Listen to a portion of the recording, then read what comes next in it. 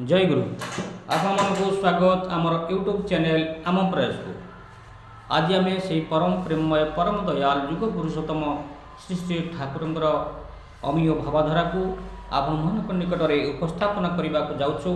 यही परिप्रेक्षी में आज आम परम पूज्यपाद श्री श्री दादांकर श्रीमुख निःसृत केतोटी कथा को आपण मान निकट में तोली धरवा को जाऊँ। परम पूज्यपाद श्री श्री दादा से खुशी हेले ही मोर खुशी। यही परिप्रेक्षी में आपण मान निकट में एक उपस्थापना मनुष्य भितर दुईटी मुँह अच्छी इतर मुँह ईश्वर मुँह। मनुष्यर जितेबले ईश्वर मुँह प्रबल इतर मुँह ताहार किछि भी करि पारे ना। दुई प्रकार मनुष्य मध्य अछंती। गोटे श्रेणीर मनुष्य एक टंका बाटरे पाइले संगे संगे पकेट रे पुराई दिए। आउ गोटे श्रेणीर मनुष्य को 1 कोटी टंका देले तार अस्वस्ति जे पर्यंत से टंका निज पाखर हटाई दे न पारुछि बांटी दे न पारुछि से पर्यंत तार अस्वस्ति। अशोक सेन यही कथाटा कहिथिले। यही जे आशु गांगुली तार फिल्मी वार्क प्रति झुंक थिला सेटा ही तार अभिभूति। हठात कौन मन है बापा पाखरे आसी कहला मु आपण पाखर रही आ कुआड़े जीवी ना। तापर ठार रहीगला बापा पाखरे। तापर ता ऊपर दे केते रोलार चली जाइछि तथापि टली ना। यही समय बापा कहले जाऊनु फिल्म रे समस्ते केते भावंती।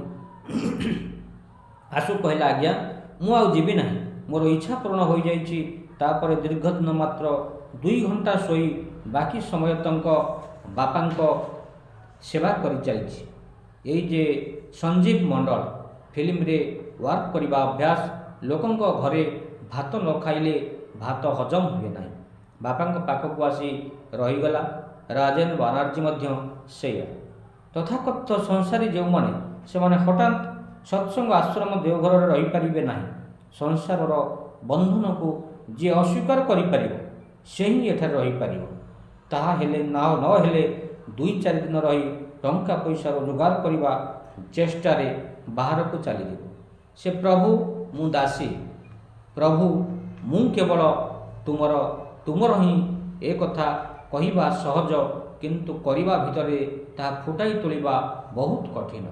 से जहाँ कहिछंती बाइंडले ता करी चलिबा। से जहाँ कहिछंती ताहा मते करबा को ही हेबो। तांको खुशी करबा ही जीवनर एकमात्र कर्म। से खुशी हेले ही मोर खुशी।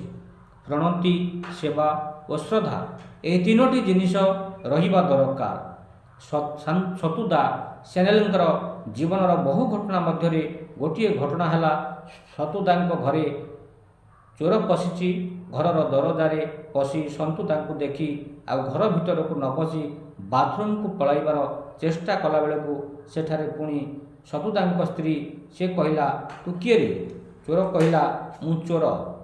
सतुदांक स्त्री कहले तू शेष एठिक आसिलु चोरी करने आ जगह पाइलुनी। एबे से जदि देखि पकाइबे कौन हेबो भाबुछु। इतिमध्य कथबार्ता शुणी सतुदा आगे आसी चोर को डाकी नहीं घरे बसाई पचारे कहीं चोरी करने को आसीचु। चोर कहला परिवार चलाई पारे नाही।